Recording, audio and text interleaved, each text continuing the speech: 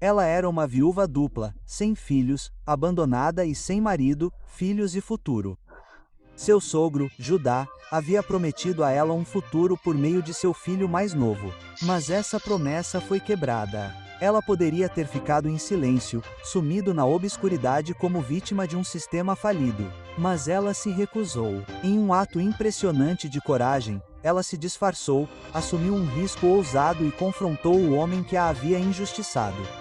E ao fazer isso, ela se tornou a heroína improvável de uma história que moldaria uma nação e preservaria a linhagem que um dia traria ao mundo um Salvador. Esta não é apenas uma história de escândalo. É uma história de fé chocante, ousadia estratégica e coragem de uma mulher que arriscou tudo não por vingança, mas por redenção. Esta é a história de Judá e Tamar. Nossa história começa com a partida de Judá, um dos 12 filhos de Jacó e um líder entre seus irmãos, que toma uma decisão que mudará o rumo de sua vida. Após os acontecimentos envolvendo José, após o engano com a túnica manchada de sangue e após o luto profundo e inconsolável de Jacó, Judá deixou seus irmãos e desceu para Adulum. A Bíblia não nos diz o que Judá sentiu. Ela não descreve culpa, tristeza ou arrependimento. Ela simplesmente registra que Judá se separou. Judá entrou em Adulum, um lugar moldado pelos costumes e cultura cananeus, longe da identidade distinta que sua família deveria preservar. Lá, Judá formou novas alianças. Ele fez amizade com um homem chamado Hira, um cananeu cuja vida, cultura e costumes eram muito diferentes daqueles com os quais Judá havia crescido. A amizade deles marcou o passo mais profundo de Judá em um mundo além dos limites da herança de sua família. Logo depois, ele conheceu e se casou com uma mulher local, filha de um cananeu chamado Shoá. As escrituras não registram seu nome. Ela é simplesmente identificada como filha de Shoá ou Béfua em algumas traduções. Embora o texto não condene diretamente esse casamento, ele discretamente destaca uma mudança significativa. Os patriarcas anteriores a ele, Abraão, Isaque e Jacó, tomaram medidas deliberadas para evitar casamentos com os cananeus, buscando preservar a linhagem da promessa. Judá, no entanto, seguiu em uma direção diferente, integrando-se totalmente ao mundo ao seu redor. Nessa nova vida, sua esposa lhe deu 3 filhos. O primogênito, Onã, o segundo, e Shaila, o mais novo. Judá estabeleceu sua família nessa terra estrangeira, criando seus filhos não entre as tendas de Jacó, mas na cultura de Adulum. Enquanto isso, em outro lugar na terra, uma jovem chamada Tamar cresceu com beleza e força. Ela entendia os costumes, os deveres da família e o peso do legado. Em um mundo onde a honra e o futuro de uma mulher estavam profundamente ligados ao seu casamento e linhagem, Tamar foi criada para honrar tais responsabilidades com dignidade. Quando atingiu a maioridade, Judá procurou uma esposa para ele. Ele olhou entre as mulheres da terra e escolheu Tamar para ser sua esposa, a fim de gerar filhos que dariam continuidade à linhagem familiar de Judá. Ela entrou na casa de Judá com esperança. A esperança de começar uma família, ganhar honra e desempenhar seu papel na linhagem da promessa que havia começado com Abraão. Mas a casa de Judá tinha sombras. E a vida de Tamar estava prestes a colidir com a tristeza, a injustiça e um teste de coragem que revelaria tanto a corrupção dos homens quanto a fidelidade oculta de Deus. O primogênito de Judá era um homem exteriormente forte e capaz, mas interiormente inclinado à iniquidade. As Escrituras não detalham seus pecados, mas afirmam que o primogênito de Judá era mau aos olhos do Senhor, por isso o Senhor o matou. O texto não entra em detalhes sobre a iniquidade, mas deve ter sido severo da parte de Deus intervir com um julgamento tão direto. De repente, Tamar se viu viúva, sem filhos. E na cultura daquela época, uma viúva sem filhos não estava apenas sofrendo, ela era vulnerável. Seu sustento, sua honra e seu futuro estavam em risco. Deus havia providenciado leis posteriormente codificadas por Moisés na lei israelita como o casamento de levitação em Deuteronômio 25, 5 a 10 para proteger tais mulheres. Quando um homem morria sem filhos, seu irmão era obrigado a se casar com a viúva e gerar descendentes que dariam continuidade ao nome e à herança do irmão falecido. Isso era conhecido como dever de levitação. E então Judá instruiu seu segundo filho a cumprir essa responsabilidade. Deite-se com a esposa de seu irmão e cumpra seu dever para com ela como cunhado, gerando descendentes para seu irmão. Tamar agora foi dada a Onã, pois ele entendia sua obrigação. Essa responsabilidade era clara. A criança nascida dessa união não pertenceria a Onã, mas a seu irmão falecido. Ela levaria nome, receberia herança e preservaria a linhagem de Isa dentro da família de Judá. Mas Onã não queria nada disso. Ele entendia exatamente o que estava em jogo. Se Tamar permanecesse sem filhos, ele herdaria mais, talvez até tudo o que deveria ter sido herdado. Mas se ela concebesse um filho, essa criança restauraria legalmente sua linhagem. E a parte de Onem na herança diminuiria. Então, embora ele concordasse com o acordo externamente, internamente ele já estava determinado a sabotá-lo. Ele estava disposto a dormir com Tamar e desfrutar dos benefícios físicos do relacionamento, mas não tinha intenção de realmente cumprir seu dever. As escrituras são diretas sobre o que ele fez. Sempre que ele dormia com a esposa de seu irmão, ele derramava sua semente no chão para evitar dar descendência a seu irmão. Isso não era um ato de imoralidade. Era um ato de injustiça. Ele tomou Tamar por prazer, mas negou a ela o propósito para o qual o casamento existia. Ele usou seu corpo enquanto roubava seu futuro, sua honra e sua proteção legal. Essa maldade desagradou ao Senhor. E como seu irmão antes dele, Onã morreu sob o julgamento divino. O pecado de Onã não foi meramente sexual. Foi um pecado de egoísmo, ganância e exploração de uma mulher vulnerável.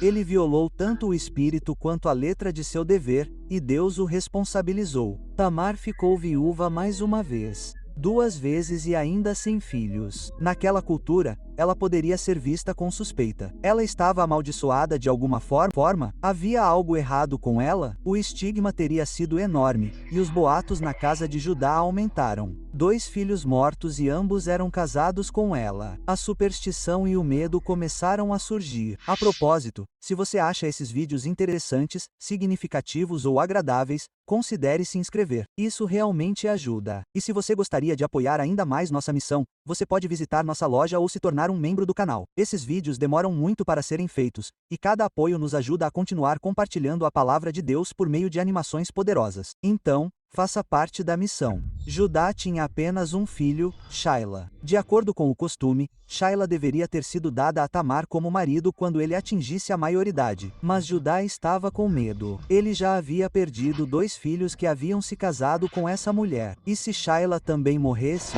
Então Judá fez uma promessa a Tamar. Mas era uma promessa que ele não tinha intenção de cumprir. Viver como uma viúva na casa de seu pai até que meu filho Sheila cresça. Parecia carinhoso, até mesmo responsável. Mas Judá não tinha intenção de deixar Sheila se casar com ela, pois pensou: tenho medo que ele morra como seus irmãos.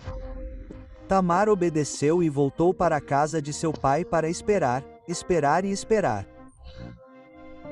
O tempo passou e Sheila cresceu, mas Judá nunca mandou buscar Tamar. A promessa feita a uma viúva enlutada foi quebrada. O futuro de Tamar foi roubado. Ela estava presa em um limbo legal e social, incapaz de se casar com mais ninguém, pois estava tecnicamente prometida a Sheila, mas lhe foi negado o casamento que era seu por direito. Ela havia sido usada, abandonada e esquecida. Ela esperou fielmente até que a espera se transformou em discernimento. E então, Tamar decidiu que se o sistema fosse quebrado, ela usaria suas próprias regras para se libertar. Depois de muito tempo, a tragédia entrou novamente na vida de Judá. A filha de Shuá, esposa de Judá, morreu. Judá chorou por ela e, quando o luto terminou, ele e seu amigo Ia foram até Timna para supervisionar a tosquia das ovelhas. Uma época de comemorações, negócios e reuniões comunitárias no calendário agrícola. As notícias se espalhavam rapidamente naqueles dias, e a notícia chegou até Tamar. Seu sogro está indo para Timna. Tamar sabia que Judá a havia injustiçado. Ele havia negado Sheila a ela. Ele havia quebrado sua promessa, prendendo-a em uma vida sem futuro. Então, Quando Tamar soube que seu sogro estava indo para Tina, ela tomou uma decisão. Ela já havia esperado o suficiente. A justiça havia sido negada a ela pelos canais adequados. Shaila agora era totalmente adulta. No entanto, ela permaneceu na casa de seu pai, sem filhos e sem esperança. Se Judá não lhe fizesse justiça, ela a aceitaria. Tamar tirou as roupas de viúva, cobriu-se com um véu para se disfarçar e sentou-se à entrada de Enaim, que ficava na estrada para Tina. Ela se posicionou onde Judá teria que passar. O texto é claro sobre sua motivação. Ela fez isso porque viu que, embora Shaila já tivesse crescido, ela não lhe fora dada como esposa.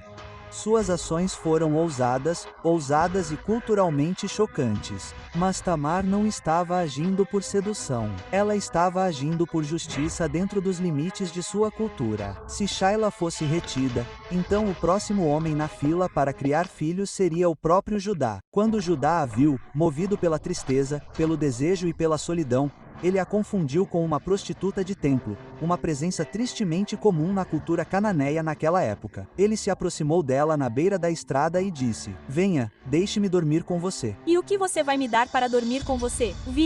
Perguntou ela. Judá, sem se importar com o acordo moral, respondeu: "Eu lhe enviarei um cabrito do meu rebanho." Tamar garantiu a promessa, mas exigiu algo mais imediato, como garantia. Você me dará algo como garantia até que envie?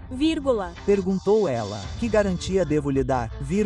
Respondeu Judá. A resposta de Tamar foi específica e estratégica. Seu selo, seu cordão e o cajado em sua mão. Esses não eram itens aleatórios. Naquela cultura, o selo de um homem era como sua assinatura. Era usado para autenticar documentos e transações. O cordão que o segurava não era apenas um barbante. Muitas vezes, era um cordão finamente trabalhado que tornava o selo imediatamente acessível e pessoalmente preso a ele o tempo todo. O cajado era um símbolo de autoridade, identidade e liderança em sua casa.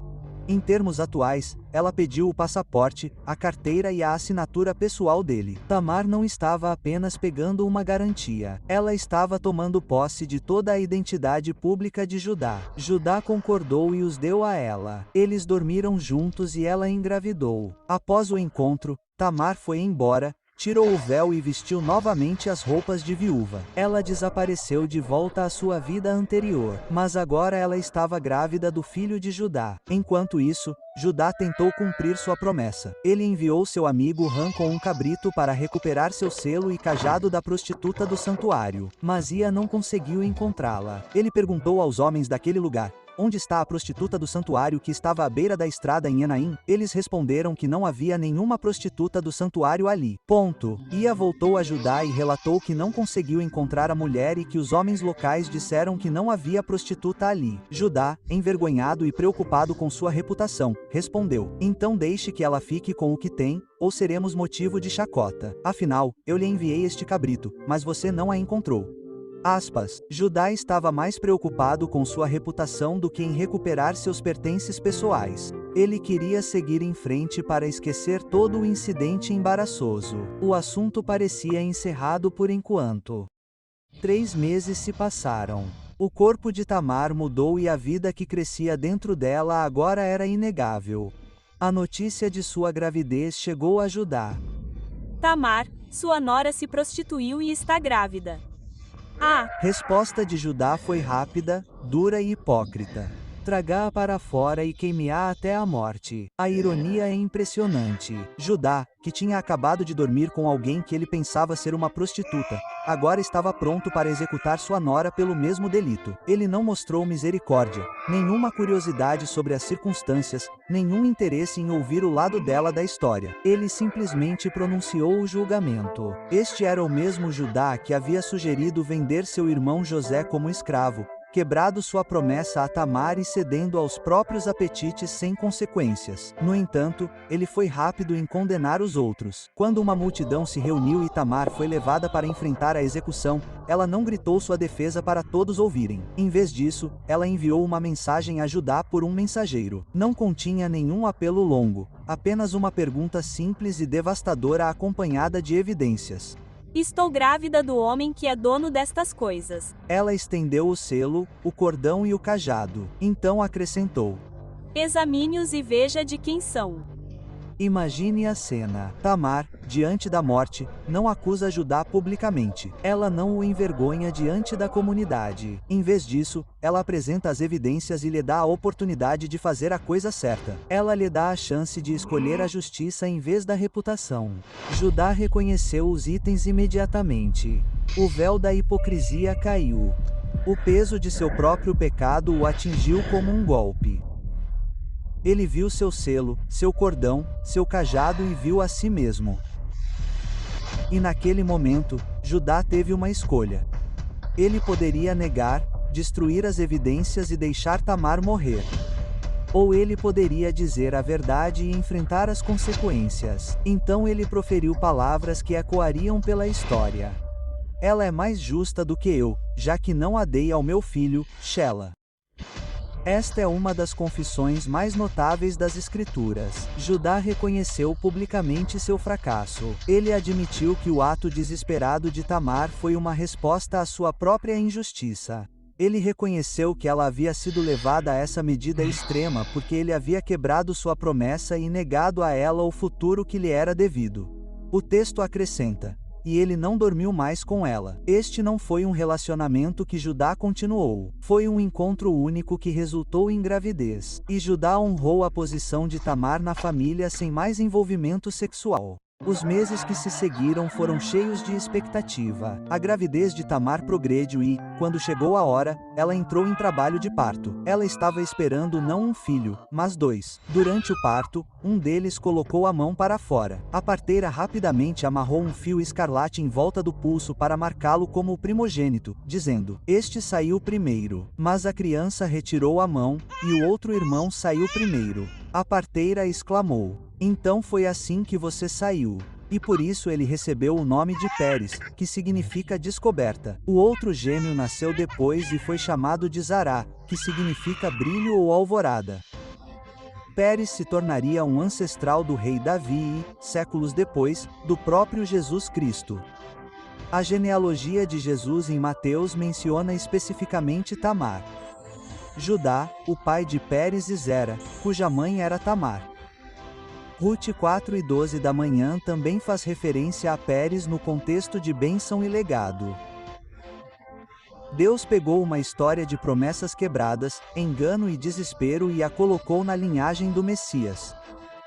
Isso não aconteceu apesar do escândalo. Foi por meio dele. Os propósitos redentores de Deus não são prejudicados pelo fracasso humano. Na verdade, ele geralmente age de forma mais poderosa em nossos momentos mais difíceis. A história de Judá e Tamar não é apenas um conto de imoralidade. É uma história de justiça, redenção e fidelidade de Deus em meio à fragilidade humana. Tamar poderia ter desistido. Ela poderia ter aceitado seu destino como uma viúva esquecida. Em vez disso, ela lutou por seu lugar na história. E por isso, ela se tornou parte de uma das maiores histórias já contadas. Essa história é desconfortável porque é honesta. Ela não desinfeta o fracasso humano nem finge que o povo de Deus sempre age com retidão. Em vez disso, ela nos mostra pessoas reais cometendo erros reais e um Deus real que trabalha em meio a tudo isso para cumprir seus propósitos. Seu legado permanece vivo nas Escrituras, não como uma mancha, mas como um testamento de que Deus defende os oprimidos, expõe a hipocrisia e cumpre suas promessas mesmo por meio de pessoas profundamente imperfeitas. E por meio desse capítulo incomum, dramático e poderoso, vislumbramos o coração de um Deus que vê, se lembra e redime. Em nosso mundo de hoje, a injustiça, a negligência e os sistemas falidos ainda deixam as pessoas vulneráveis, especialmente aquelas que são marginalizadas, impotentes ou têm seus direitos negados. A história de Tamar nos lembra que coragem e persistência são importantes. Ela nos mostra que quando a justiça é negada, devemos agir com sabedoria e ousadia, usando discernimento e paciência para reivindicar o que é certo. Este é o escândalo e a beleza do Evangelho. Deus não trabalha apenas em torno de nossas falhas. Ele trabalha por meio delas. Ele pega nossas histórias quebradas e as entrelaça em seu plano perfeito. E ao fazer isso, ele demonstra que ninguém está além do alcance de sua graça. E nenhuma situação está além do escopo da redenção de Deus. Isso significa que nossos maiores pontos de vergonha podem se tornar em suas mãos as próprias plataformas para sua glória. Nossas fraquezas não significam que somos desqualificados. Elas são os espaços vazios onde o poder de Deus aparece. Os erros e mágoas que pensávamos que arruinaram nossa história são as partes exatas que Deus usa para mostrar como sua fidelidade é mais forte do que nossa fragilidade. Seu plano redentor não conhece limites. Ele pode funcionar por meio de pessoas imperfeitas, circunstâncias confusas e até mesmo por meio de falhas humanas. Hoje, a história de Tamar nos chama a ser corajosos. Defender o que é certo e confiar que Deus pode transformar até mesmo situações quebradas em instrumentos de esperança, restauração e sua glória.